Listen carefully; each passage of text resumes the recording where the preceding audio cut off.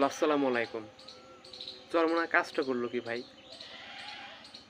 এরকম একটা জোট, 11 দলীয় জোট, যেটা নিয়ে আমরা পুরো দেশের জনগণ, পুরো জেনারেশন, পুরো ইয়ং জেনারেশন, তরুণ ভোটাররা একটা আশাবাদী ছিল যে চরমোনাই, জামাত, এনসিপি, খেলাফত মজলিস সবাই মিলে একটা সুন্দর ঐক্য,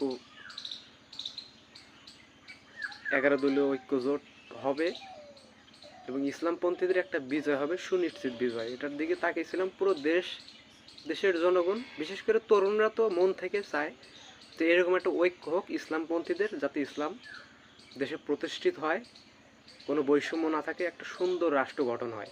সেইখানে চরমোনাই যে কাজটা করলো, জাতি কখনো চরমোনাইকে ক্ষমা করবে না এবং ইনশাল্লাহ আল্লাহর রহমতে জামাত ইসলামী সরকার গঠন করবে সবার নাকের ডগা দিয়ে। যারা যারা জামাতকে বিরোধিতা করে না, শিবিরকে বিরোধিতা করে, তাদের নাকের ডগা দিয়ে জামাত ইসলাম বেরিয়ে যাবে, পাশ করবে ইনশাল্লাহ, সরকার গঠন করবে এবং প্রধানমন্ত্রী হবে ডক্টর শফিকুর রহমান। মিলিয়ে নিন।